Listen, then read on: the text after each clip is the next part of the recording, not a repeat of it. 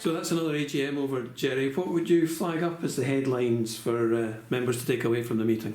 Well, we had a good and really engaged AGM. We reflected on the incredible contribution made by pledgers to the Foundation of Hearts and therefore onto the club. £16 million total that we've hit in terms of total pledges.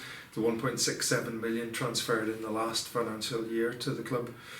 The big step forward in terms of rewards and engagement that we've seen from all our pledgers, and we said goodbye to a valued board member on his way out, Donald Cumming, the real unsung hero of both the club and the foundation, who's provided the legal and governance bedrock to allow us to work the way that we are at the minute. And we said hello to Gerry Mallon as a brand new board member, and it's exciting to see fresh blood coming onto the board.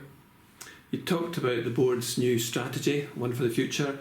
What are the main points in this? What are the key objectives?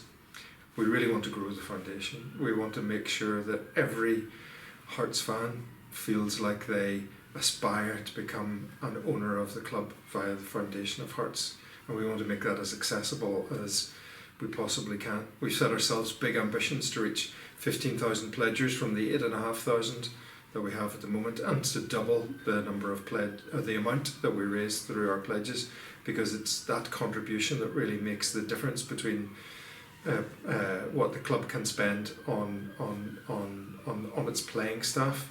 It makes a big impact in terms of the success of Hearts on the pitch. That's a big ambition, as you say, big vision and key aims. But how is this going to actually be achieved? What are members going to see that's different from now on? Well, over the course of the last year, we've been developing and improving our approach to communication. We're redoubling that. We're improving our ability to be able to enlist and involve volunteers to be able to support our efforts. And we're engaged, and we've invested significantly with the help of the club in terms of making sure that we've got technology which is really flexible and easier to use. So the clunky old engagement that you would have had with the foundation in the past via its website will be completely overhauled and refreshed, and it'll be very straightforward. And we're organising ourselves around different cohorts of foundation pledger to make sure that we have the right proposition for them and we have the right communication for them. The first of those will be around a family pledge, to allow pledgers to increasingly have the next generation brought on board, to allow kids to be able to feel like they can become an owner. This is not about raising money from kids. This is about allowing kids to feel like they're owners, and that next generation, so the club can commit to long-term ownership from its fan base for multiple generations to come. There's a couple of interesting questions from the floor tonight after the formal presentations, including one on the Foundation's influence in the decision making in the club, and your views as a board on how the club board is performing. What was your response to that? Yeah, so if I look individually at the board members of the club board, I see individually really strong capability. I see a really good balance between the shareholders' interests, independence, and the executives on the club.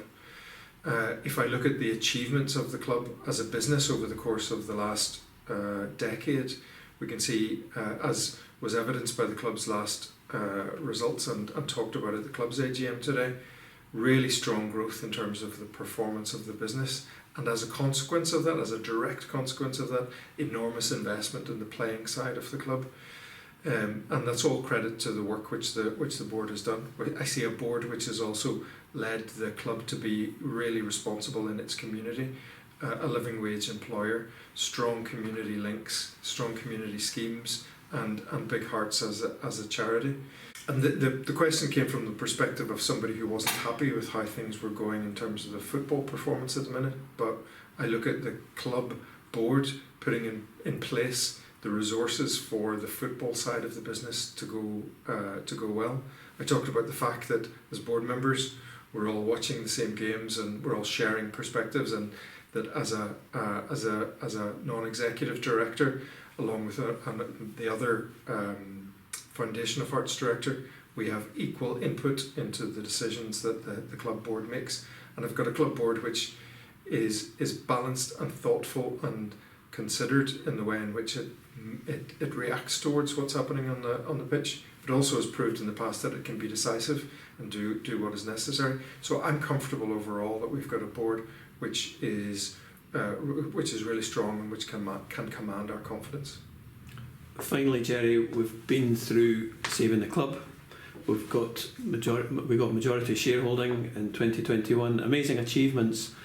Why now should Hearts fans sign up to the foundation? There are two real reasons to sign up to the foundation. The first is the foundation is the body that saved the club and took it into fan ownership. It's the custodian of Heart of Midlothian for multiple generations to come.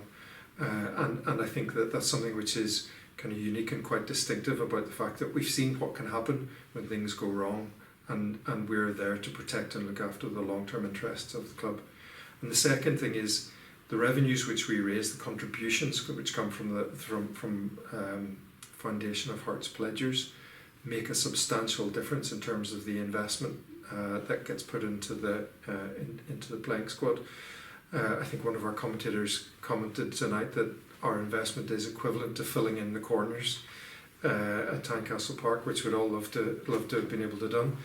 And that, because revenue is heavily correlated to success in football, that is the thing which over the long term will distinguish us from other Scottish clubs.